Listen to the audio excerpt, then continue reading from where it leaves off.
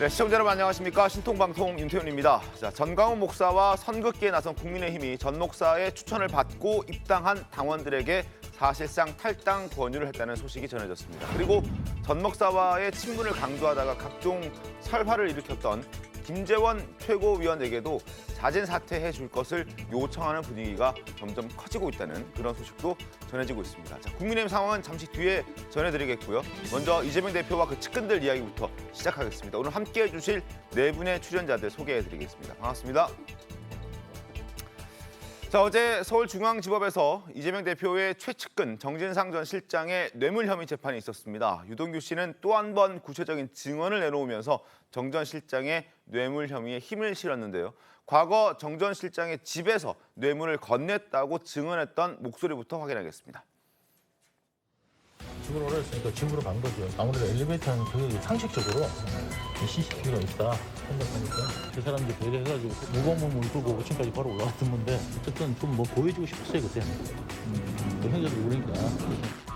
이게 CCTV가 입구에 딱 있습니다. CCTV 딱 있습니다. 그리고 가 보니까요 주변에 CCTV가 널려 있어요. 정진상 실장 집입니다. 들어갔습니다. 1층에서 2층으로 올라가고 있습니다. 이제 4층으로 올라가고 있습니다. 사람 모습도 다 보입니다. 불이 켜집니다. 또 5층까지 갔습니다. 옆에 가서 문 열고 들어가면 이 창문에 들어오는 내용도 다 보입니다. 네, 과거에는 집에 들어가는 과정까지 일단 설명을 했었습니다만 어제 법정에 출석해서는 집 안에 들어가서 그다음에 어떻게 했는지를 아주 구체적으로 얘기를 했다고 하던데요. 어떻게 했다고 합니까? 일단 집에 있는 구조까지 그렸다는 거죠. 우리가 보통 그 남의 집에 들어가는 게 그렇게 쉽지가 않잖아요. 그렇죠. 아무리 가까워도. 네. 그런데 집에 들어갔더니 구조가 어떻게 돼 있더라. 뭐 소파가 어디에 있고 그러면서 본인이 이제 돈다발을 들고 갔고 그때 주었다는 게 3천만 원 아닙니까? 네. 갖고 그거를 소파에다가 이렇게 쏟았다. 뭐 이런 것까지 이제 그 진술을 하고 있는 것으로 봐서 네. 저게 이제 뭐 선서를 하고 하는 법정 증언입니다. 그렇습니다. 그다음에 그 유동규 전 본부장이 거기에서 이제 본인의 직접 경험 누구한테 들었다는 것도 아니고 이런 것들을 설명하고 있기 때문에 그러면 아마 판사로서도 저 부분에 대한 신뢰를 상당히 할 수밖에 없는 것 아닌가. 뭐 아주 저는 자연스러운 증언으로 보인다. 이렇게 생각이 듭니다. 어떻습니까, 김관님? 일반적으로 이제 범행에 대해서 이제 피고인이 부인을 하잖아요. 네. 그러면 그거에 대해서 진술하는 사람의 어떤 반대적인 있는 사람의 진술의 신빙성 이것은 우리가 이제 수없이 얘기했지만 이제 구체적이고 일관성이란 말이에요. 근데 굉장히 구체적이잖아요. 네. 만약 정진상 실장 집에 들어가지 않았다고 한다면 이 집의 구조를 알 수 있겠어요? 그런데 지금 서영교 의원이 뭐 CCTV 얘기하는데 CCTV는 지엽적인 거죠. 우리가 생각할 때 CCTV는 어디나 있다고 생각하는 거 아닙니까? 뭐 네. 엘리베이터에 당연히 있다고 생각하는데 없는 경우도 있고요. 또 집 앞이랄지 뭐 다 있다고 생각하지만 또 없는 경우도 있고 있는 경우도 있어요. 그래서 돈을 전달하는 입장에서는 네. 굉장히 이게 잘못되면 큰일 난다는 생각을 하잖아요. 그러니까 어떻게 해서든지 은밀하게 전달하려고 생각하고 간 것이고 그래서 이렇게 구체적이면서도 집의 어떤 형태, 거기서 어떻게 전달했는지 이거 자체는 사실은 소설처럼 지어낼 수 없어요. 거기에서 만약에 집 구조가 틀린다랄지 네. 문제가 생기면 진술의 신빙성에 있어서 떨어지는 거죠. 네. 문제가 되니까 이제 증거로 채택이 안 될 수 있겠죠. 그래서 자꾸 민주당이 아까 서영교 의원은 CCTV를 얘기하는데 이것은 본질이 아니다는 첫째 얘기고 네. 저는 또 한편 민주당이 이해할 수 없는 부분이 어떤 거냐면 이재명 대표에 대해서 굉장히 옹호하고 하는 것은 이해가 가요. 근데 왜 정진상에 대해서 김용에 대해서 왜 방어를 하는지 모르겠어요. 지금 이미 돈을 받은 걸로 구속이 돼 있잖아요. 네. 그러면 이게 이재명 대표가 아무 관계가 없다고 거기까지는 사실은 옹호할 수 있고 반론을 제기할 수 있지만 왜 정진상하고 김용이 돈을 안 받았다고 막 여러 가지 정황하면서 안 받은 것을 왜 민주당이 방어를 하냐 이거예요. 그것도 최고위원이. 그래서 오히려 이런 부분은 굉장히 좀 이상하게 흘러가고 있다는 생각이 듭니다. 이재명 대표가 적어도 정진상, 김용 씨에 대해서는 최측근이라고 인정했기 때문에 그 연결성을 찾으려면 충분히 찾을 수 있기 때문에 아마 그러지 아니 않을까 근데 최측근이다 할지라도 돈을 받았다고 한다면 사실은 이재명 대표가 지금 연결고리가 드러난 게 없잖아요. 네네네. 근데 그럼에도 불구하고 왜 이렇게 저렇게 범죄를 비호하는지 그건 좀 이해가 가지 않아요. 알겠습니다. 여쭤보죠. 범죄를 민주당이 비호한다라는 부분들은 뭐 오해하실 수도 있다고 보는데 그건 아니고요. 지금 검찰 수사가 김용, 정진상 두 분을 이렇게 구속 기소해서 재판을 하고 있는 자체가 결국에는 검찰이 이재명 대표와의 연관성을 엮으려고 하는 거가 뻔히 보이기 때문에 그 부분에 대해서 이야기를 하는 것입니다. 그러니까 최근에 보면은 정진상 실장에 대해서도 지금 뭐 유동규 씨가 진술을 구체적으로 했다고 하지만 네. 김용 부원장, 전 부원장의 재판을 보면 재판장에서요. 그 재판부에 주신 판사가 이의를 제기합니다. 유동규 씨에게. 정답을 얘기하려고 하지 말고 기억나는 것만 얘기해라. 그리고 검사 측에서 질문하면 유동규 씨는 확실하게 대답하고요. 또 저쪽 반대편 김용축 변호인에서 얘기하면은 그런 것으로 안다. 이런 식으로 얘기하거든요. 그러니까 오죽 답답하면 재판부가 좀 이상하다. 왜 그렇게 얘기하냐. 그러니까 유동규 씨가 얘기하는 진술에 대해서 여전히 재판부는 신빙성을 의심하고 있다라는 재판 과정이 보입니다. 그러니까 정진상 실장의 전 실장에 대해서 유동규 씨가 진술은 구체적으로 집에 대해서 가서 어떻게 했다 하더라도 네. 재판부는 그런 구조 이런 부분보다는 과연 유동규 씨가 정말로 이 부분에 있어서 진술이 이게 조금 너무 좀 믿지 못하는 앞뒤가 안 맞느냐라는 지금 현재 상황이다라는 측면에서는 재판 과정을 좀 지켜봐야지 이게 뭐 쇼파에 돈을 쏟았다 해서 이 자체가 뭐 너무 구체적이기 때문에 사실이다라고 확정하는 것도 아직은 좀 섣부르다고 생각합니다. 알겠습니다. 재판 과정을 좀 지켜보겠습니다. 자, 유동규 전 본부장 지금 이 돈을 쏟았다, 3천만 원을 줬다라는 증언 말고도 또 다른 폭탄 증언을 계속 이어갔다고 합니다. 이재명 대표가 성남시장에 재선에 도전했을 때 정진상 전 실장이 거짓 정보를 주면서 한 언론 매체에 오보를 유도했다라고 말을 했다고 합니다. 어떤 상황인지 보겠습니다. 2014년 6월 지방선거 당시였습니다. YTN에게 잘못된 정보를 제공하고 그걸 기사화하게끔 시켰다라는 내용입니다. 먼저 정 전 실장이 이런 얘기를 유동규 씨에게 전달을 합니다. 신영수 후보, 당시 함께 선거를 했던 국민의힘 쪽 후보인데요. 신영수 후보 동생이 이재명 형수 욕설 관련 불법 음성 파일을 유포한 혐의로 검찰에 기소 의견 송치됐다라는 내용을 YTN을 통해서 선거 전날 대응하지도 못하게 선거 전날 보도가 됐으면 좋겠다라고 얘기를 했고 이걸 들은 유동규 씨가 작업을 하기 시작합니다. 가짜 뉴스를 전달했죠. 그래서 유동규가 김만배와 상의를 했고 남욱을 통해서 YTN 보도를 유도했고 실제로 YTN은 뭐 이걸 검증할 수 있었는지 없었는지 상황을 잘 모르겠습니다만 당시 상황을 적어도 보도를 했습니다. 그래서 성남시장 선거 하루 전날 보도를 함으로 인해서 뭔가 영향을 끼치는 그런 상황이 벌어졌는데 다음 것도 한번 보겠습니다. 보도 이후에 정진상 실장의 대응도 이렇게 나왔습니다. 자, 유동규 씨가 남욱 씨가 저한테 일단 기사가 나온다고 말합니다. 그래서 선거 바로 직전에 터지게 될 겁니다라고 설명을 했더니 최고다, 아주 좋다, 마음에 든다라는 취지의 얘기를 유동규 씨에게 얘기를 했고 그리고 당시 이재명 시장도 이 YTN 기사를 SNS에 공유하면서 여러 가지 홍보 활동을 했었다라는 내용입니다. 그러나 중요한 것은 가짜 뉴스가 전달됐던 것이고 신영수 후보의 동생이 기소 의견으로 송치된 건 아니다라는 게 팩트인 겁니다. 어떻게 좀 보셨습니까? 그러니까 언론 공작으로 봐야 되는 거죠. 그래서 이제 기본적인 문제점은 저 공작을 한 사람도 문제고 네. 그런 언론 공작에 동조를 해서 YTN의 기사를 썼던 기자도 문제고 뭐 그 기자는 아직까지 근무를 하고 있다고 하더군요. 네네. 그런 것들이 총체적으로 문제다. 근데 이제 이런 것들은 뭐를 의미하냐면 결국 유동규, 정진상 뭐 이런 사람들이 굉장히 밀접하게 이재명 시장의 당선을 위해서 협력을 했고 뭐 2014년 6월 그러니까 그 두 번째 재선에 이재명 시장이 성공하고 난 이후에는 김만배 씨를 포함해서 의형제까지 맺었다. 이렇게 지금 나오고 있잖아요. 그러니까 그런 것들이 사실이라는 걸 뒷받침하는 정황으로 보입니다. 네. 왜냐하면 유동규 전 부부장이 저런 진술을 법정에서 하는데 실제 YTN에 보면 그날 똑같은 보도들이 다 있었거든요. 그리고 뭐 조사까지 아마 검찰에서는 받은 걸로 알려져 있습니다. 네. 그렇게 보면 역시 정진상 전 실장이 유동규 전 본부장하고 뭐 그렇게 가까운 사이가 아니라고 아무리 부인을 하더라도 이런 내용들을 보면 유동규 전 본부장이 증언에 신뢰가 간다. 아마 저는 법정에서도 네. 그렇게 판단이 나오지 않을까 이렇게 생각이 듭니다. 양금 의원님 어떻습니까? 예, 저도 같은 의견인데요. 지금 유동규 본부장이랑 정진상 실장, 남우 변호사 그리고 YTN의 아마 그 기자가 지금 현재 근무하고 있는 기자 말고요. 그 기사를 쓰도록 지시한 기자가 지금 천화동인 7호의 예. 아마 소유주인 걸로 제가 알고 있는데요.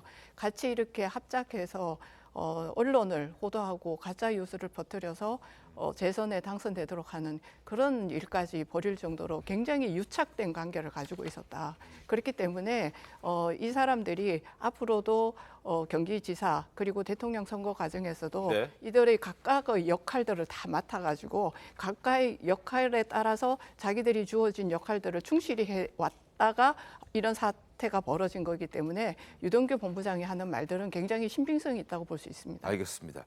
자, 그리고 유 전 본부장 어제 재판에서 이런 얘기도 했다고 합니다. 이재명 선거를 도울 때 댓글 작업도 했다고 하는데 김광삼 변호사님 어떤 댓글 작업들을 한 겁니까? 이제 저런 내용들이 아까 YTN 관련된 이런 것들 내용에 대해서는 댓글 작업을 했다는 거잖아요. 그러면 댓글 내용들 보면 결과적으로 이재명 그 당시에 이제 시장이 재선을 위해서 거기에도 우호적인 댓글들이 이제 많이 달았다는 거죠. 그러면 YTN에서 예를 들어 그 형수 욕설과 관련된 거 오면 형수 욕설을 저게 할 만하다랄지 아니면 그것을 옹호하면서 저것은 오히려 형수나 동생이 잘못했다. 이제 그런 취지로 해서 이제 선거에 좀 영향을 미치려고 하는 것이 아니냐 이렇게 볼 수가 있고요. 유동규 전 본부장이 이제 정진상, 김용관을 의형제 맺었다는 거 아니에요? 네. 또 김만배 씨와 의형제 맺으면서 이제 사형제가 됐다는 거예요.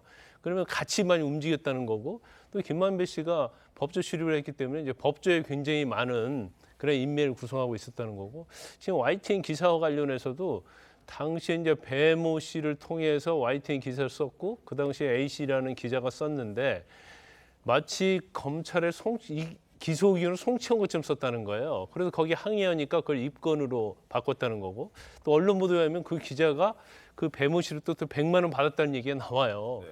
그러면 이것은 어떻게 보면 언론 조작을 한 거죠.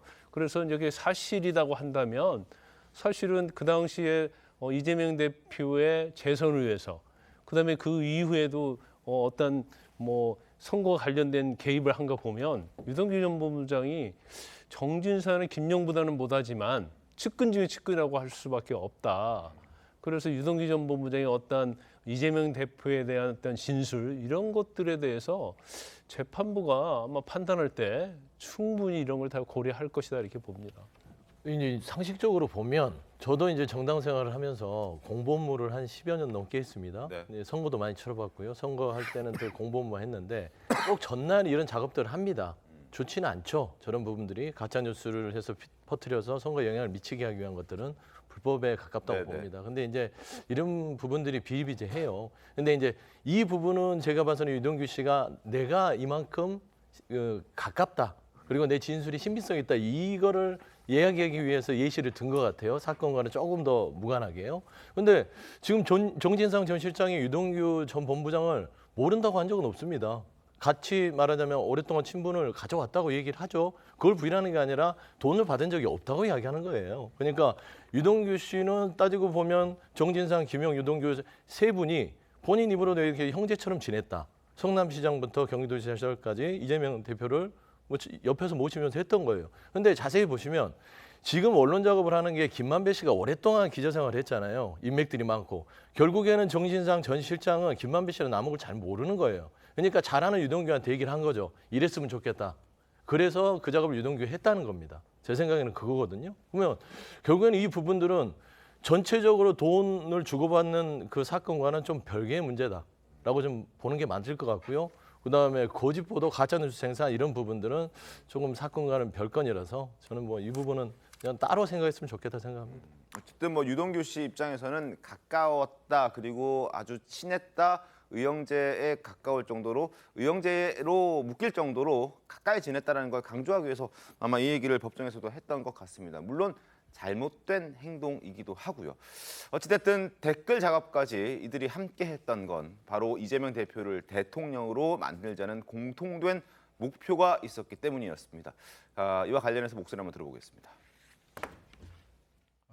이번에 우리 그냥 한번 이재명 밀어볼까?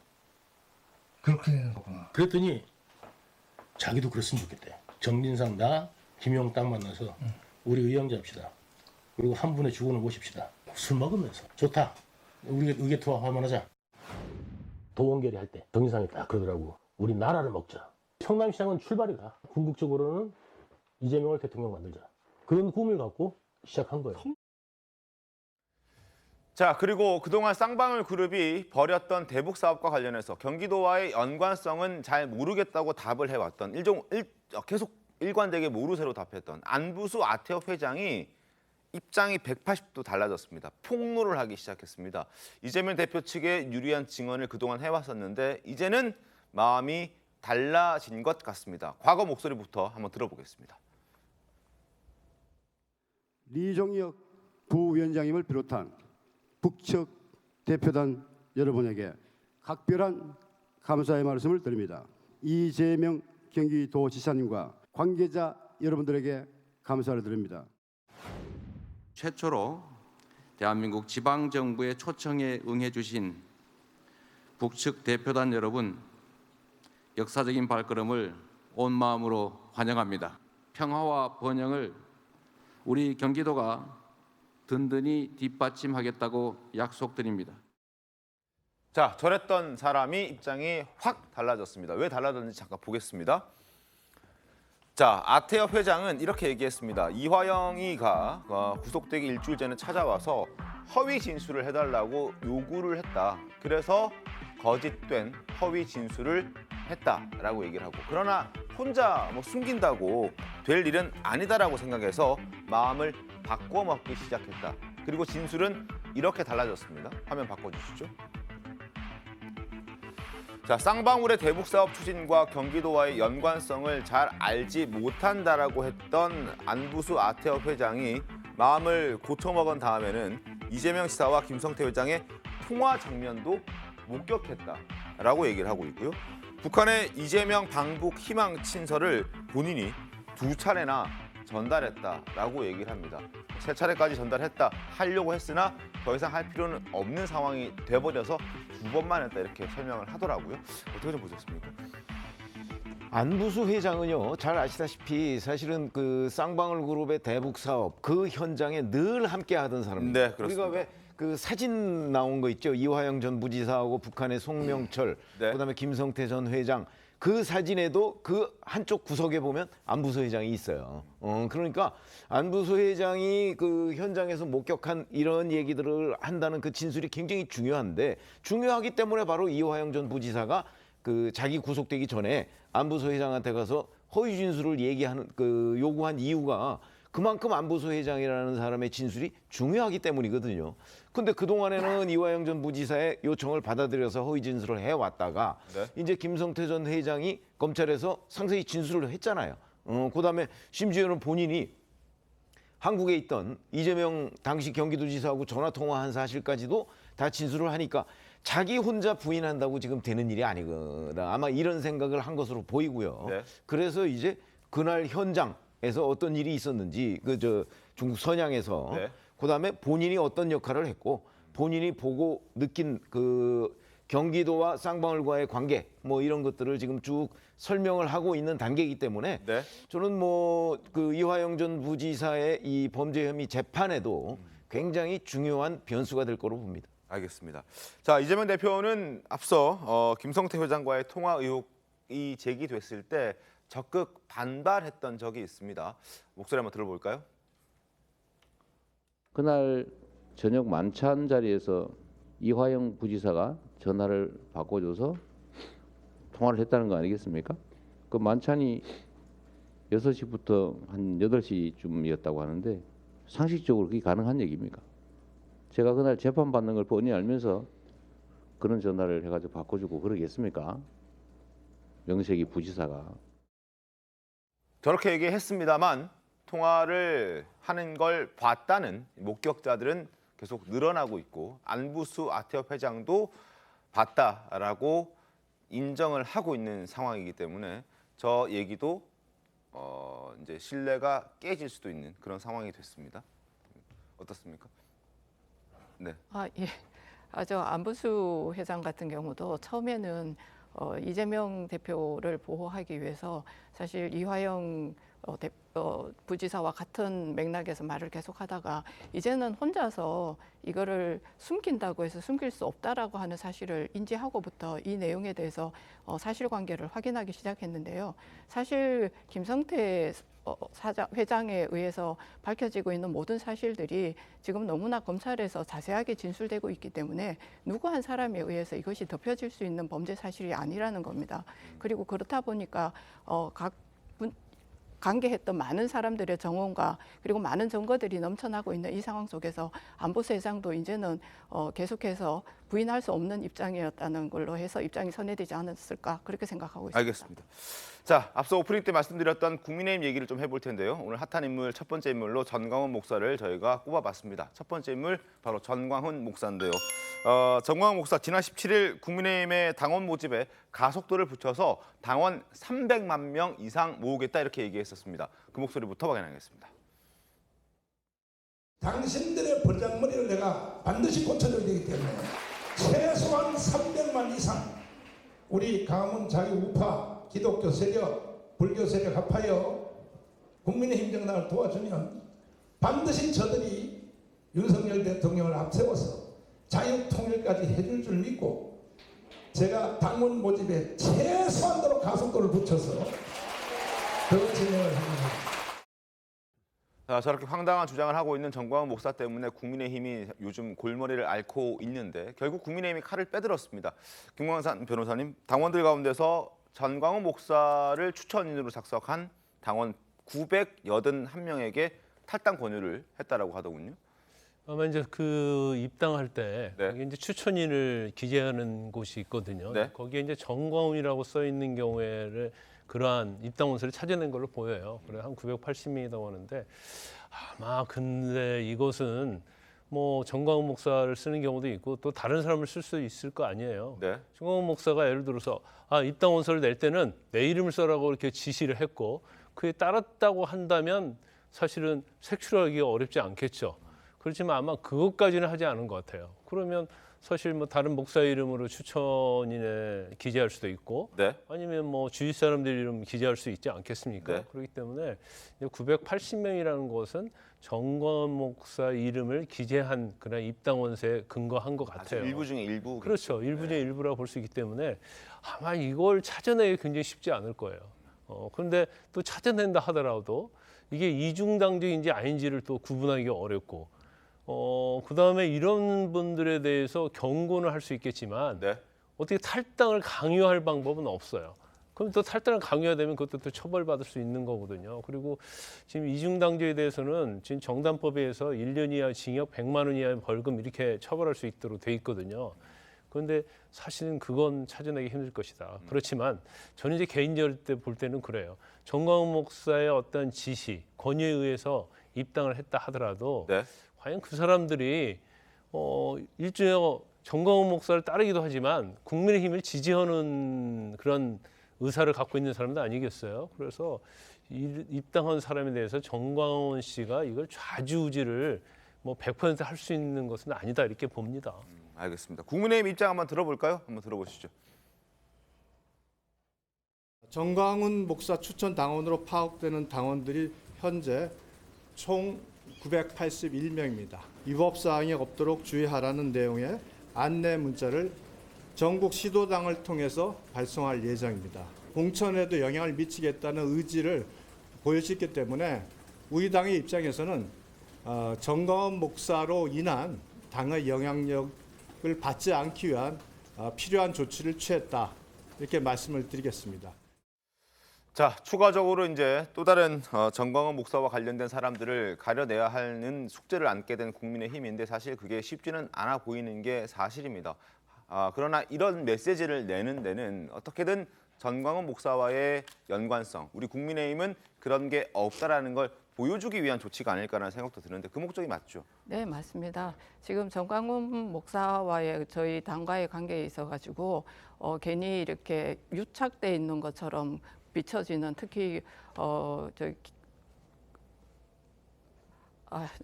네네. 뭔가 밀접한 관계가 예, 있는 밀접한 것처럼. 관계가 있는 것처럼 해서 비춰지는 모습들에 대해서 아마 저희 지지층들에서도 굉장히 많은 우려를 하고 있기 때문입니다. 그래서 그런 부분에 대해서는 선을 분명하게 끊는 것이 우리 당의 지지율을 회복하는 데도 도움이 되는 거라고 생각하고 네. 저도 지역에 가면은 지역에 있는 많은 분들이 제게 어떤 말씀을 하시느냐 하면 이 일의 사태에 대해서 촉발을 하게 되는 최고위원들의 문제도 같이 해결을 하라라고 하는 그런 말씀들을 저한테도 굉장히 김재원 많이 최고를 겨냥하는 예, 맞습니다. 발언이군요. 김재원 최고에 대한 거라든지 또 우리 당의 최고위원들 중에서 설화로 인해서 당의 지지율을 지금 떨어뜨리고 있는 사람들에 대해서도 분명한 메시지를 내는 것이 중요하다라는 말씀들을 저에게도 많이 하시거든요. 그런 차원에서도 분명하게 저희는 선을 걷는 것이 굉장히 중요한 일이라고 생각합니다. 그러면 김재원 최고에 대해서 지금 자진 사퇴했으면 좋겠다라는 의견들도 당에서 이제 네. 커지고 있다고 하는데 그것도 네. 사실입니까? 예, 사실입니다. 김재원 최고에 대해서는 지금 당내에서 여러 가지 말들이 많이 나오는데 가장 좋은 거는 최고위원을 자진 사퇴하는 거지만 그렇지 않을 경우라도 윤리위원회에서 이 부분에 대한 분명한 책임을 물어야 한다는 것이 어떠한 방식으로도 저희 대부분의 의원들이 가지고 있는 의견이고 저희 책임 당원들의 대부분의 의견들이라고 할 수가 있는데요. 근데 윤리위원회에서 이번에 그 징계를 할 때 있어가지고 한 네. 6개월 정도 그렇게 당원권 정지로 머물게 되면은 오히려 안 한 것만 못하지 않느냐 이런 내용들까지 나오고 이 부분에 대해서는 책임을 중하게 물어야 한다는 것이 저희 당내의 어떤 컨센서스라고 할 수 있습니다. 아, 내년 총선에도 출마하지 못하는 정도의 수준의 징계를 해야 한다 네, 이런 맞습니다. 말씀이신 거죠? 예. 어떻습니까? 그렇게 될 것 같습니까? 아니 그거는 김재원 최고위원이 본인의 판단이죠. 본인은 그런 정부적 판단을 할 수 있는 능력이 충분히 있는 사람이기 때문에. 삼선 의원이. 자, 만약에 지금 본인이 여기서 자진 사퇴를 하고 좀 잠잠해지면 내년 총선에 출마할 수 있을까? 아니면 지금 여기서 버텨서 만약에 윤리위원회 징계 뭐 이런 거를 좀 약하게 받으면 출마할 수 있을 것인가? 뭐 이런 거를 이제 선택지를 놓고 고민을 좀 하지 않겠어요? 네. 그런 부분이 정무적 판단인데 제가 예측해 보건대는 네. 아마 지금 자진 사퇴하는 쪽을 선택하지 않을까?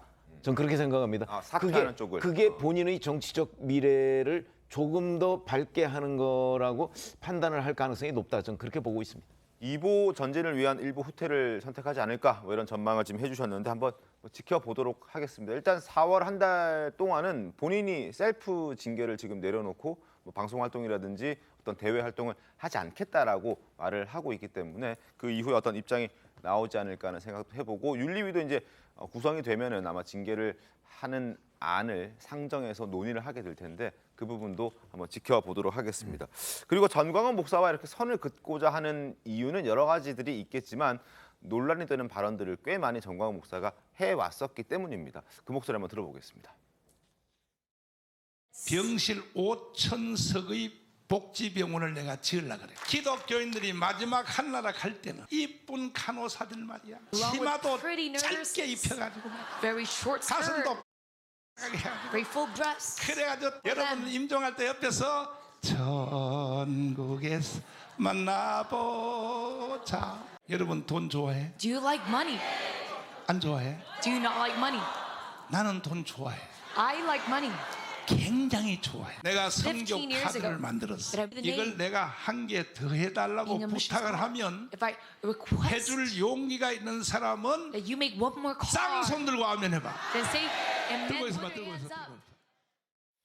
자, 저런 식의 부적절한 발언들이 꽤나 많았고 그리고 국민의힘에 상당한 영향력이 있는 것처럼 또 잘못된 정보들을 제공하고 있기 때문에 국민의힘에서는 선을 좀 긋고자 하는 그런 상황인 것 같다는 생각도 드는데 최영일 대변인 어떻게 보십니까? 이거 지금 정광훈 목사라고 하는데요. 정광훈 목사는 정광훈 씨라고 하는 게 맞는 게요. 한국 기독교 청년명에서 이단으로 규정해서 제명을 했습니다. 그래서 정광훈 목사라고 하는 거는 좀 부적절할 것 같고, 그다음에 지금 저 자료를 보셨지만 저게 목사라는 직분에서 하실 수 있는 하는 얘기일까요? 그건 아니잖아요. 상식적으로 본인이 목사라고 지칭하고 다니지만 그 부분은 종교를 말하자면 굉장히 종교계를 더럽히는, 좀 폄훼시키는 역할을 하기 때문에 저는 정광훈 씨라고 하는 게 맞고, 저는 국민의힘 부분에 정광훈 씨에 대한 고민들은요, 이 국민의힘이 자초한 거라고 생각을 해요.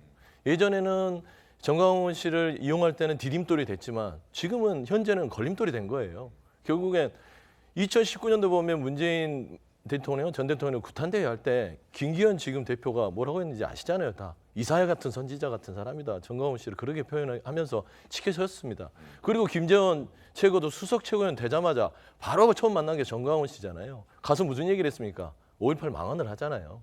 이런 것들이 결국에는 정광훈 씨가 국민의힘과 아주 밀접하게 가 있다. 물론 지금 정상적이지 않은 부분들에 있어서의 텐션들, 육두문자를 쓰고 그다음에 사회적 갈등을 초래하는 부분에서 국민의힘이 끌어낸다는 부분들은 환영할 일입니다. 하지만 분명히 정광훈 씨를 활용했던 부분들에 있어서 그리고 정확하게 선을 긋지 않으면 국민의힘이 정광훈 씨가 결별한다고 해서 그 내부에 있는 사람들 있잖아요. 김재원 최고 얘기도 하셨고 솔직히 김문수 경산호 위원장도요. 정광훈 씨 따라다니다가 장관급으로 갔습니다.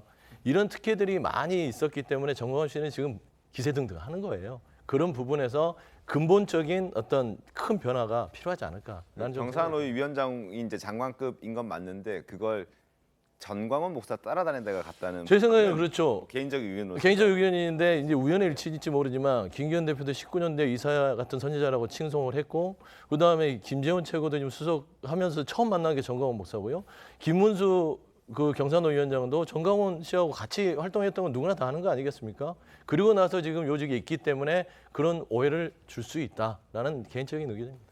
알겠습니다. 그리고 전광훈 씨가 지금 뭐 제명이 됐다는 말씀을 지금 해주셨는데요. 그 부분을 저희가 좀 확인을 해봤더니 일단 여러 가지 논란이 됐던 발언들이 있었고 그 발언들 때문에 개신교 8대 교단 이단 대책위원회가 전 씨를 이단으로 규정하는 방안을 추진했다고 합니다. 그러나 아직까지 최종 확정되지는 않은 상태다. 그러니까 뭐 목사직을 유지는 하고 있는 걸로 이야기를 하겠습니다. 물론 뭐 정광훈 씨랑 개인적으로는 것도 목사님으로서 저런 발언들을 하는 게 목사를 인정하기는 힘들 것 같습니다. 알겠습니다. 자, 정광훈 목사 얘기는 이제 정리하도록 하겠습니다. 다음 주제, 다음 인물을 만나볼 텐데요. 두 번째 인물은 바로 문재인 전 대통령입니다. 문 전 대통령의 영화가 다음 달에 개봉 예정입니다. 문재인입니다라는 영화가 이제 공개가 될 텐데 그 중에서 예고편이 나왔습니다. 그 자리에서 이런 얘기를 했습니다. 문 전 대통령이 지난 5년간 이룬 성취가 지금 윤 정부가 들어서고 나서 무너졌다라고 말을 했습니다. 직접 목소리 들어보시죠. 5년간 이룬 어떤 성취, 뭐 제가 이룬 그 성취라기보다 대한민국 국민들이 함께 이룬, 그래서 대한민국이 이 성취를 한 것인데 그것이 뭐 이렇게 순식간에 무너지고 또 과거로 되돌아가고 그런 모습들을 보면서 한편으로 허망한 생각이 들죠. 마지막 현실 정치의 영역에서는 맞으면 이제는 뭐 잊혀지고 싶다. 그런 뜻을 이제 그렇게 밝혔던 것인데 끊임없이 저를 현실 정치 속에 이렇게 소화를 하게 되면 결국은 그것이 그들에게 부메랑으로 돌아가게 될 것이라고 생각해요.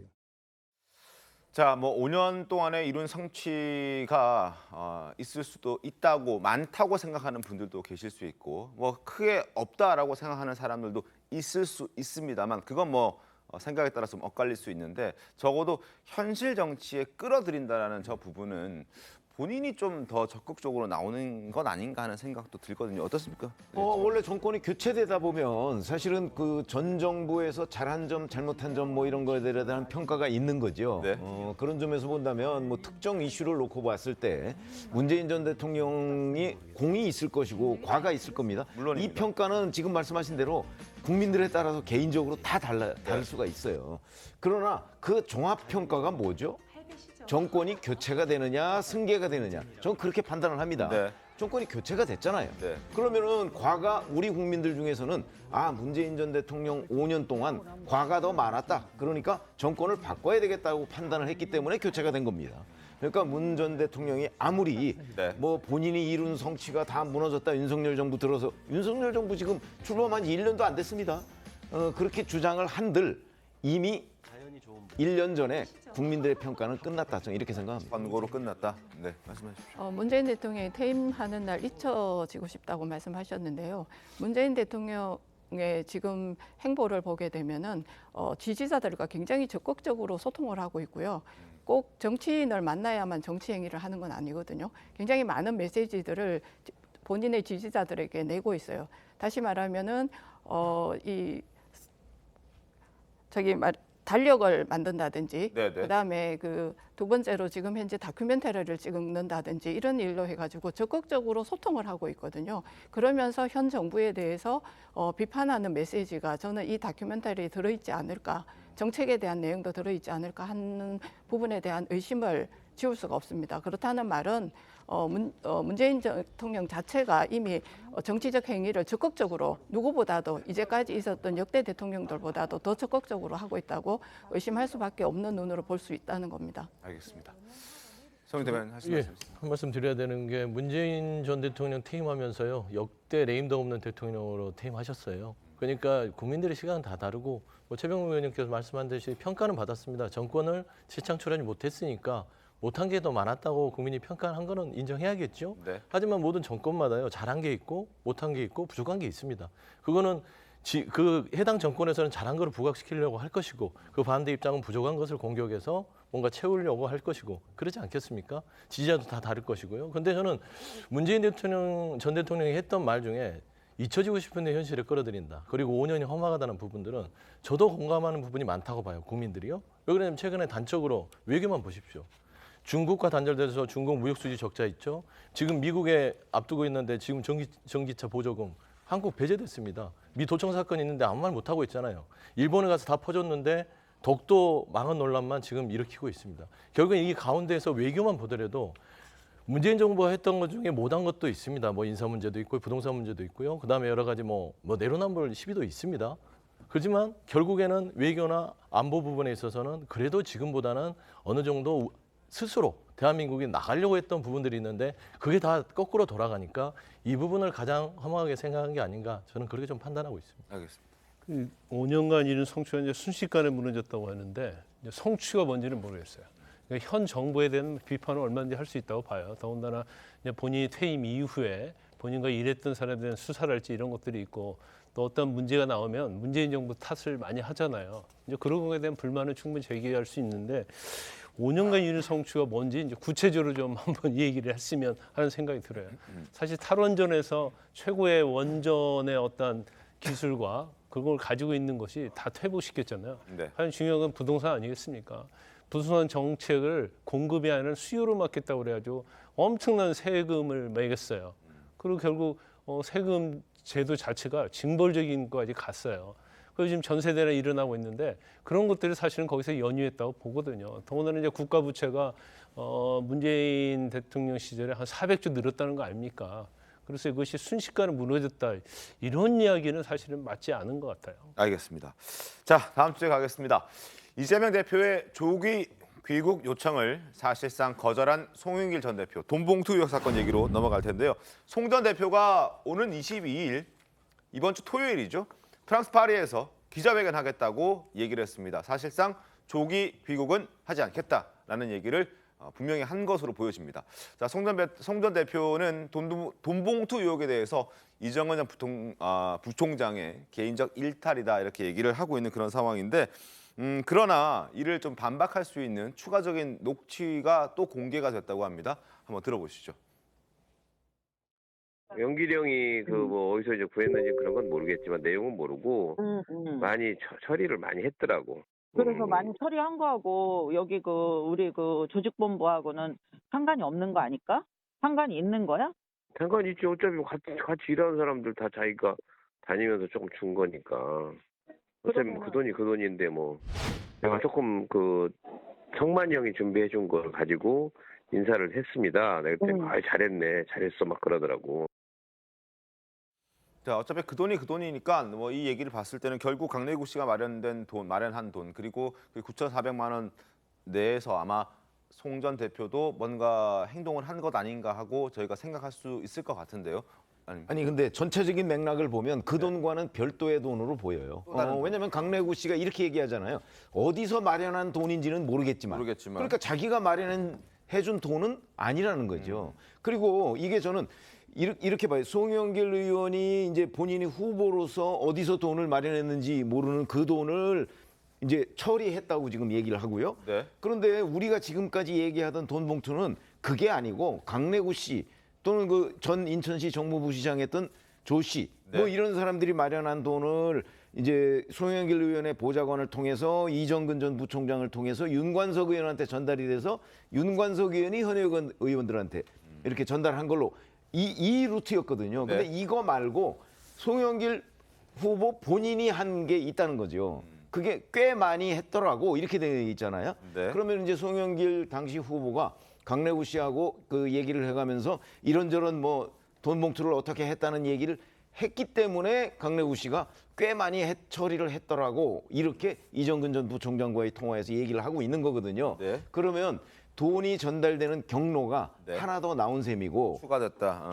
추가된 셈이다. 그렇기 때문에 이 돈은 9,400만 원이라는 왜? 그 라인과는 별개의 문제다. 저는 이렇게 생각합니다. 따로 송영길 전 대표가 어떻게 말을 했는지는 확인되지는 않고 있지만 강래구 씨가 마련했다는 그 9,400만 원과는 결이 좀 다른 그리고 전달 루트도 조금 다른 그런 돈이 추가적으로 있을 수 있고 이건 송영길 전 대표가 직접 돈을 뿌렸을 수도 있다 이렇게 우리 생각할 수도 있는 건데 요 수사를 꼭 좀 해봐야 되겠는데요. 네, 그 이제 노출력만 가지고 보면 사실은 송영길 대표 빼박 안 될 것 같아요. 이건 완전히요. 피할 수 없는 그런 예, 상황이 됐다. 어쩔 수 없는 예. 상황으로 간 것 같아요. 네. 그래서 사실 제일 핵심은 또 이정근 전 부총장이 얘기를 다 했다는 거 아닙니까? 지금 검찰에 나와서. 그런데 지금 굉장히 구체적이에요. 그러니까 송영길 전 대표가 직접 돈을 살포했다는 내용이 있고 누구한테 돈을 줬다 그러니까 잘했다고 했다는 내용이 있고 누가 돈을 많이 썼느냐 하는 내용이 있고요. 네. 그다음에 돈 뿌리는 과정에서 그 경로에서 누굴 통해서 뿌리느냐 그거에 대해서도 송영길 대표가 상의를 했다는 내용이 다 나와 있잖아요. 네. 근데 이것 자체를 아마 부인하기는 굉장히 어려울 것이다. 더군다나 이제 돈을 살포한 사람들의 어떤 진술이 전체에 보면 상당히 일관성 있고 이 내용을 거짓말로 녹취를 하면서 얘기할 이유는 없잖아요. 서로 어떻게 보면 송 전 대표의 당선을 위해서 같은 배를 탄 사람들 아닙니까? 네. 이제 그럼에도 불구하고 이렇게 스스럼 없이 녹취를 한 거 보면 이 돈을 뿌리는 것에 대해서 굉장히 죄의식이 없었던 것 같아요. 그리고 전혀 이것이 나중에 문제가 될 거라는 생각도 하지 못했고 네. 이건 관례적으로 누구나 하는 거기 때문에 문제가 없을 것이다. 그러다 보니까 전화를 했는데도 조심하지 않고 이렇게 통화를 한 걸로 보입니다. 그래서 네. 송영길 전 대표가 과연 귀국을 언제 할지는 모르겠지만 아마 귀국이 늦춰지면 늦춰질수록 민주당 입장에서는 굉장히 부담이 클 거예요. 왜냐하면 송영길 전 대표를 직접 조사하지도 못하고 직접적으로 기자들이 묻지 못하니까 결국 민주당이 계속 얘기할 수밖에 없잖아요. 네. 민주당이 이미 사과한 거 아닙니까? 사과를 하는 것 자체는 관련된 사람들이 돈을 받은 걸 전제로 해서 사과를 했다고 볼 수밖에 없어요. 네. 근데 돈 받은 사람들은 다 부인하고 있잖아요. 그러니까 이제 민주당 입장에서는 굉장히 이러지도 못하고 저러지도 못하고 검찰의 수사만 바라볼 수 없는 굉장히 좀 곤혹한 상황이 아닌가 싶습니다. 알겠습니다. 자, 22일 이번 주 토요일에 프랑스 파리에서 기자회견한다는 이야기는 결국 일찍 들어오진 않겠다라는 뜻으로 보여지고 그리고 그 내용도 저희가 예상을 할 수 있을 것 같습니다. 그동안에도 이정근 전 사무부총장의 개인적 일탈이라고 선을 그어왔던 송영길 전 대표이기 때문에 그러한 내용들이 나오지 않을까 싶은데 이런 분위기를 민주당도 불편해하는 건 사실입니다. 그래서 초선 의원들이 송영길 귀국하라라는 성명을 오늘 발표할 것을 추진하겠다. 아직 발표를 한 것 같진 않고요. 민주당 초선 모임인 더민초 소속 의원들이 지금 이걸 검토하고 있는 중인 것으로 알려지고 있습니다. 결국 빨리 들어와서 좀 해결 좀 당신이 직접 하시오라는 얘기를 하고 싶은 것 같은데 서영길 대변인님 어떻습니까? 지금 이런 움직임들이 지금 YTN 보도로 나왔는데 네. 사실인가요? 네. 그래서 뭐 더민초, 더미래 이쪽 뭐 그룹에서 귀국을 좀 촉구하는 뭐 기자회견을 한다고 하는데요. 네. 뭐 주장할 수 있다고 봅니다. 하지만 송영길 전 대표가 귀국해서 수습이 가능할까요?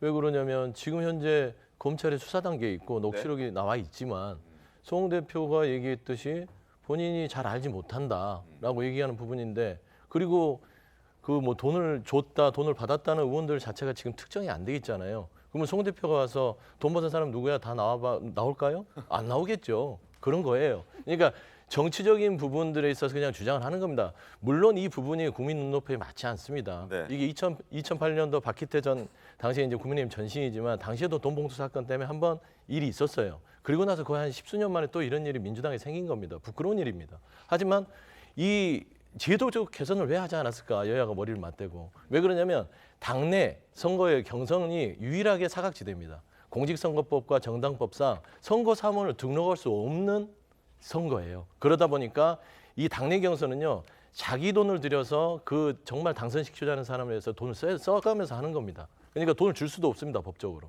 그러다 보니까 자기 돈 써가면서 하는 부분들을 누구나 다 알고 있어요. 정치권에서. 아마 송 대표께서 강내구 씨나 아니면 이정근 이 녹취가 사실이라면 아마 그런 측면에서 얘기를 했을 거예요. 돈 많이 썼냐. 그러니까 네 돈 많이 썼냐. 이런 부분이거든요. 그래서 저는 이 부분은 들어와서 검찰 수사를 통해서 불법적인 부분은 검찰 수사에서 명명백백하게 해야 되지만 송 대표하고 연결을 해서 뭔가를 하겠다는 부분들은 좀 아직은 무르익지 않았다라는 점에서는 조기 귀국을 한다고 해서 모든 게 해결될 건 같지는 않다는 저는 개인적인 생각을 가지고 있습니다. 하지만 국민 눈높이에는 맞지 않기 때문에 당에서는 강하게 조기 귀국에 대해서는 주장할 것이다. 저는 그렇게 판단합니다. 알겠습니다. 한번 보죠. 뭐 어떻게 될지. 그리고 지금 더민초라든지 더미래에서 지금 탈당 요구 뭐 이런 것들은 조금 좀 너무한 것 같다라는 의견들도 있다고 하지만 그러나 단호한 조치가 필요하다는 데는 공감대를 형성했다라고 하기 때문에 그리고 지금 조금 전에도 서영주 대변인께서 지금 뭐 초선들이 모여서 성명을 발표할 것이라는 부분에 대해서는 사실이 맞다라고 얘기를 해주셨기 때문에 어떤 목소리들이 좀 구체적으로 나오는지 한번 지켜보도록 하겠고요. 그리고 이재명 대표와의 관계도 다시금 좀 소환이 되고 있는 것 같습니다. 지난 대선 때 지금 어떻게 서로 도와주고 동맹 관계를 맺어왔는지 이런 부분도 한번 들여다봐야 될 것 같고 그리고 이재명 대표가 지금 인천 계양을 국회의원인데 사실 그 지역구가 송영길 또 전 대표의 지역구이기도 했기 때문에 물려줬다 뭐 이런 얘기들도 함께 덧붙여지고 있습니다. 과거 모습 잠깐 보겠습니다.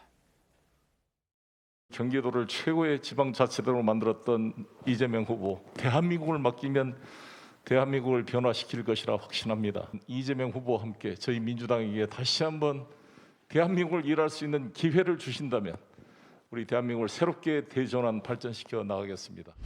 송영길 상임선대위원장께서 이 다리 부상을 입고 이렇게 휠체어를 타시고도 정말 1분 1초를 아껴가면서 이렇게 선거운동에 열성이시고 송영길 대표님, 상임선대위원장님의 이 족발이 발목 투어 진짜 응원합니다. 송영길 선대위원장님 정말로 감사합니다. 자, 일단 뭐 구체적인 건 드러난 건 없습니다만 두 사람이 좀 한 2, 3년 동안 선거 치르면서 굉장히 밀착된 모습을 보여왔기 때문에 이번에 또 이재명 대표의 측근들, 7인회 이런 사람들도 돈봉투에 좀 연관성이 있다는 보도도 나오고 있어서 혹시 이재명 대표와 좀 더 깊이 관여한 건 아닌가 하는 그런 의심들도 있는 것 같은데요. 국민의힘에서는 어떻게 좀 바라보고 계십니까? 저희 국민의힘에서는 이심송심이라는 네네. 단어로 한마디로 축약해서 말씀드릴 수 있는데요.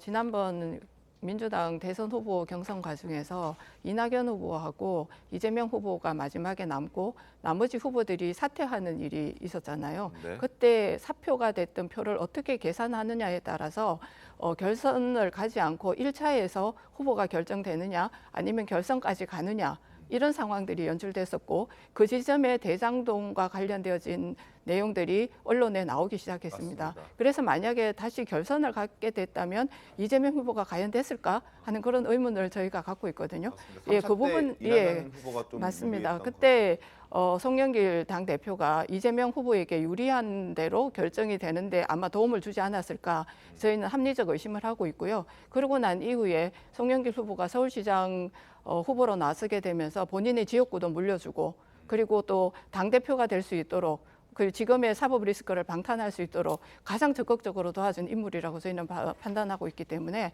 두 분의 사이에 있어서 우리가 짐작할 수 있는 합리적 의심을 할 수 있는 부분 이심 송심이라고 하는 부분에 대해서 계속 저희는 들여다볼 생각입니다. 팩트 체크만 해야 될 것 같아요. 그러니까 송영길 전 대표가 이낙연 이재명 대표한테 물려준 게 아니에요, 지역구가요. 물론 저- 뭐 정확히 서울시장 출마 때문에 이제 나왔죠. 아니죠. 그러니까 대선 기간에 불출마 선언합니다. 아, 예. 그렇죠. 대선 기간에 불출마를 했는데 그러면은 이재명 당시 후보가 낙선할 거라고 생각을 하고 뭐 불출마한다면 지역구를 물려주겠어요. 그래서 과도하게 연결짓지 말고요. 인연이 있긴 있겠지만 그러게 시각이 있겠지만 사실과 아예 다르다. 이걸 물려주기 위해서 불출마 선언한 건 아니다라고 말씀드립니다. 알겠습니다. 자, 그리고 검찰 수사가 지금 한창 진행 중입니다. 지금 이정근 전 사무부총장도 검찰에 소환 조사했고요. 강래구 씨도 소환 조사했고 관련자들을 속속 이제 검찰이 소환 조사하고 있는데 그 중에 핵심 인물로 꼽히고 있는 송영길 전 대표의 보좌관 박모 씨가 있는데 이 사람도 소환 통보를 했는데 안 오고 있다고 합니다. 왜 안 올까? 혹시 김관삼 변호사님, 송영길 전 대표 지금 프랑스 파리에 있는데 뭔가 입 맞추려고 그러는 거 아니야? 뭐 이런 얘기들도 있던데요. 송영길 전 대표는 이제 바로 귀국할 수는 없을 거예요. 왜냐하면 이제 상황을 일단 주시를 하고 이게 어떻게 돌아가는지 알아야 할 거 아닙니까? 그러면 사실은 이제 이정근 전 부총장 같은 경우에는 지금 구치소에 있잖아요. 네. 그리고 이제 나머지 사람들 정신이 없을 거예요. 이제 강래구 감사위원 같은 경우에는 일단 검찰에서 일부는 시인했다고 그러잖아요. 네. 그러니까 아마 본인이 믿을 수 있는 사람은 보좌관밖에 없을 것이다. 근데 이제 그 보좌관은 아직 검찰에서 출석 통보했는데 안 나오고 있다고 그런 거 아닙니까? 그러면 누구하고 연락을 할까? 누구하고는 연락할 거 아니에요, 국내에. 그렇죠. 그러면 국내에 연락할 사람은 이 내용을 잘 알고 있는 사람은 연락할 수밖에 없고. 그러면 송 전 대표의 입장에서는 좀 시간 끌기를 하면서 일단 상황을 좀 지켜볼 수밖에 없다. 물론 본인이 직접 한국에 들어온다 하더라도 바로 조사를 하지 않을 거예요. 왜냐하면 네. 검찰이 지금 수사 진행 상황이 송 전 대표를 조사할 정도의 마무리가 되지 않았거든요. 뭐 돈 받은 사람들 다 조사를 해야 하는 거 아니겠습니까? 그렇지만 본인의 입장에서는 민주당이 중요한 게 아니고 자기의 이제 정치적 운명 또는 어떻게 보면 또 영장이 또 신청될 가능성이 청구될 가능성이 크기 때문에 이제 그런 것들을 고려하면서 지금 탐색을 하고 있을 가능성이 크다. 그러면 이제 모르겠어요. 이제 박모 씨하고도 연락하고 있는지 어쩐지 모르겠지만 네. 박모 씨가 검찰에 출석하지 않고 있는 걸 보면 역시 박모 씨도 이제 상황을 상당히 많이 알아보면서 대비를 하고 있지 않을까 싶습니다. 알겠습니다. 그리고 황당한 이야기가 하나 또 튀어나왔습니다. 친명계 좌장으로 알려져 있는 정성호 의원이 이 돈봉투 사건을 놓고 좀 부적절한 발언을 했다는 지적을 받고 있습니다. 어떤 얘기인지 들어보시죠.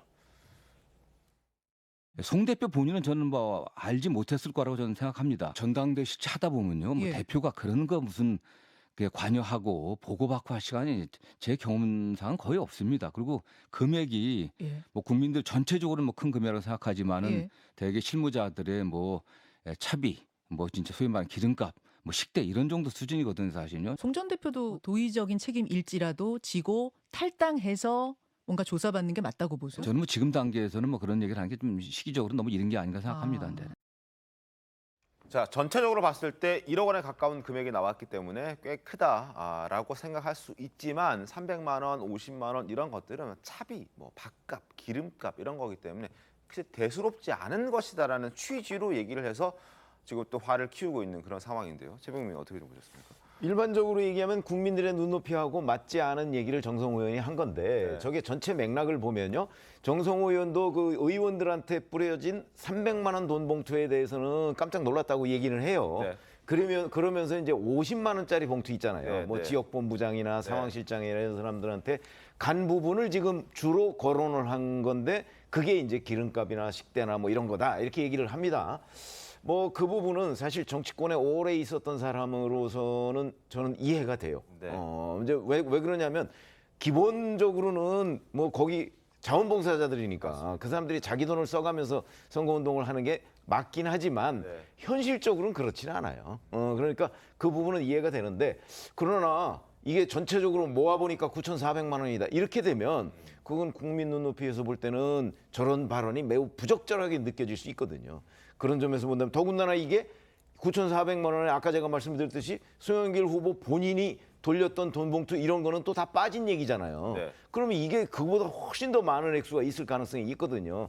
그런데 지금 친명계 좌장이라는 사람이 저렇게 얘기하고 이정근 전 부총장 그 녹음 파일하고도 전혀 다른 얘기예요. 그 녹음 파일에 보면 송영길 전 대표가 알았다는 것들이 수두룩하게 나오는데 그런데 송 전 대표는 몰랐을 것이다라고 하는 주장이 과연 일반 국민들한테 얼마나 먹힐 것인가 하는 부분에서 제가 보건대 조금 정밀하지 못했다, 저는 이렇게 생각합니다. 알겠습니다. 자, 그리고 민주당 차원에서도 자체 진상조사단을 꾸리려고 하다가 하지 않기로 했습니다. 포기했다, 이런 얘기도 이제 나오고 있는데, 그걸 보면서 또 민주당 내에서 씁쓸한 소리가 나오고 있습니다. 목소리 들어보시죠. 민주당의 경우 자정 기능을 포기했습니다. 자진 탈당 또는 출당 필요하다고 보시나요? 민주당이 간판을 내릴 수도 있는 상황이기 때문에 그를 돌파하려면 결국 그와 같은 극약 처방을 하지 않을 수 없다고 봅니다. 온정주의에 젖으면 안 될 일이라고 생각합니다. 옛날 같으면 이 정도 일이면 벌써 당이 난리가 나고 긴급 최고위원회 소집을 해서 바로 어떤 조치를 발표하고 이렇게 갔어야 정상이에요. 네. 당의 대응을 보면 상당히 무감각해져 있어요. 윤리 감각이 엄청 퇴화돼 있습니다, 지금. 서영주 대변인님, 네. 자정 기능을 포기했다. 그리고 윤리 감각이 엄청 퇴화돼 있다. 이게 거의 없어지고 있다, 사라지고 있다, 이런 얘기인데 어떻습니까? 지금 왜 안 하게 된 겁니까? 뭐 저런 비판이 충분히 가능하다고 봐요. 근데 이제 당에서 설명을 했지만 당의 자체 진상조사를 한다고 해서 이게 강제 수사권이 있다거나 조사권이 있는 게 아니라서 결국에는 그 지금 돈 봉투가 전달됐다는 의원들을 불러서 뭐 이야기를 드려야 될 거 아닙니까? 근데 나타나질 않습니다. 그런데 그래서 뭐 녹취록이 있는 것도 아니에요. 녹취 그 자체가 있으면 명단이라도 있을 텐데 그것도 없어요. 그다음에 만에 하나 있다 하더라도 그 의원들이 부인했을 때 무엇을 할 수 있죠? 그리고 결과를 국민들한테 보고를 했을 때 이게 또 뭐 축소다, 셀프로 뭐 봐준다 이런 얘기들이 들 수 있기 때문에 명확한 증거들과 강제 수사력 있는 검찰에 맡기는 게 어떻겠냐라는 내용들이 조금 더 합의에 이른 것 같습니다. 그래서 진상조사단보다는 검찰에 맡긴 것 같은데 저는 개인적으로는 좀 아쉬움이 커요. 설사 이게 그런 한계점을 갖고 있다 하더라도 국민들의 눈높이에서 단호한 조치, 송영길 전 대표에 대한 귀국, 조기 귀국을 요청하듯이 진상조사를 꾸려놓고요. 뭔가 그래도 열심히 뭔가를 밝히려는 노력, 이런 부분들이 결국에는 정치 영역 아니겠습니까? 라는 점에서는 제 개인적으로는 진상조사를 좀 하지 않는 것들은 좀 아쉽고, 그런다 해서 뭐 이상민 의원이나 김종민 의원처럼 너무 과하게 그렇게 막 비판할 부분은 아니지만 아쉬움이 크다라고 좀 말씀드리고 싶습니다. 국민의힘 입장에서는 네, 저희 당의 입장에서는 보면은 지금 민주당에 있어서 당 대표가 사법 리스크에 굉장히 노출이 돼 있잖아요. 그러다 보니까 아마 그 혐의 자체가 12개를 넘어서 이번에는 그 정인들의 위정을 교사하는 것까지 아마 없어질 것 같은 그런 정도로 당대표가 사법 리스크에 있고, 그 외에 많은 의원님들이 지금 이런 부분들의 부정부패에 노출돼 있다가 보니까 사실 당 자체에서 이분들에 대해서 조사를 하고 아니면 이런 부분에 대해서 잘못됐다고 얘기하기에는 당 자체가 굉장히 그런 부분에 대한 판단을 하기에 어려움을 겪고 있지 않나, 저희들은 그렇게 판단하고 있습니다. 알겠습니다. 자, 상황을 좀 계속 지켜봐야 될 것 같은데, 지금 어제죠. 어제 장인상으로 귀국을 했었던 이낙연 전 대표가 출국했습니다. 출국하는 그 길에 기자들이 따라붙어서 돈봉투 의혹과 관련된 질문을 했는데 어떻게 얘기했는지 들어보겠습니다. 송영길 전 대표 돈봉투 관련 사건이 있었는데 그것과 관련해서 혹시 당의 우려를 표현하시거나 하실 말씀이 없으실지요? 혹시 귀국 일정은 정해지셨나요? 자, 아무 말 하지 않고 갔습니다. 침묵에도 의미가 있지 않을까 싶은데요. 어떻게 보셨습니까, 저 모습은? 글쎄요. 그런데 이제 측근들하고 만찬에 이런 데서는 이제 우려를 표했다는 건데, 그 우려도 뭐 그 대단히 심각한 우려라고 보기는 어렵고요. 네. 하여튼 뭐 대한민국 위기다. 근데 정치권이 오히려 그 위기를 불러들이고 있다. 뭐 이런 식의 아주 원론적인 얘기라고 해요. 근데 이낙연 전 대표 이제 6월에 귀국한다고 하잖아요. 네. 귀국했을 때 이재명 대표가 현재 대표직에서 물러나지 않는 한 이낙연 전 대표가 뭐 이재명 대표를 아마 현실적으로 흔들기는 어려울 거예요. 그런 점에서 본다면 이낙연 전 대표의 활동 공간도 네. 이재명 대표가 버티고 있는 한 별로 크지 않다. 아마 그런 관점에서 구체적인 얘기를 지금 못하고 있는 단계고, 6월에 온다고 하더라도 네. 이재명 대표가 버티는 한은 이낙연 전 대표의 활동 영역은 크지 않을 것이다. 저는 그렇게 생각합니다. 알겠습니다. 다음 소식 가겠습니다. 최근 인천 미추홀구를 강타한 전세 사기 피해로 극단적인 선택을 한 사람이 계속 늘어나고 있습니다. 3명까지 늘어났는데요. 심각한 사회적 문제가 아닐 수 없습니다. 자, 최용 의원님, 건축왕으로 불리는 이 남 씨라는 사람이 이런 범행을 저질렀는데 어떤 식으로 이렇게 사기를 치는 이게 전세 사기죠. 그러니까 그 계속해서 공인중개사나 아니면 공인감정사들하고 해서 감정가를 높여서 전세 가격을 계속 올리는 거예요. 그런 상황에서 그 돈을 챙겨서 또 다른 쪽에 전세를 하고 그래서 뭐 몇천 채를 사고 뭐 이런 식이 된 거 아닙니까? 그렇게 되고 나서 그 돈을 자기가 이제 편취를 한 거죠. 그러니까 이제 이 세입자의 입장에서는 네. 편취하고 이 사람이 못 갚으니까 이 남 씨가 네. 그러니까 은행에서는 경매에 붙일 거 아니겠습니까? 그러니까 만약에 그게 다른 데로 경매에 넘어가면 자기는 전세금 자체도 못 받는 거예요. 이렇게 되니까 지금 되고. 극단적 선택까지 지금 이르게 된 것이 아닌가.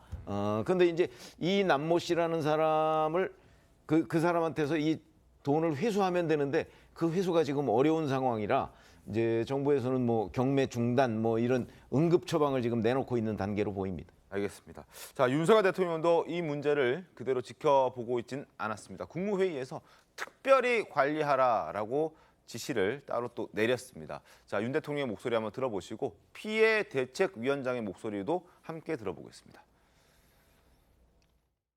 3명이 죽었습니다. 다 젊은 친구들입니다. 여기 계신 여러분 피해자 아닐 것 같죠? 제도가 바뀌지 않는 한 모든 사람이 잠재적인 피해자입니다. 최근 전세 사기로 인해 비통한 소식이 잇따르고 있습니다. 이 전세 사기는 전형적인 약자 상대 범죄입니다. 이 비극적 사건의 희생자 역시 청년 미래 세대입니다. 피해자가 계속 발생하고 있어 안타깝습니다.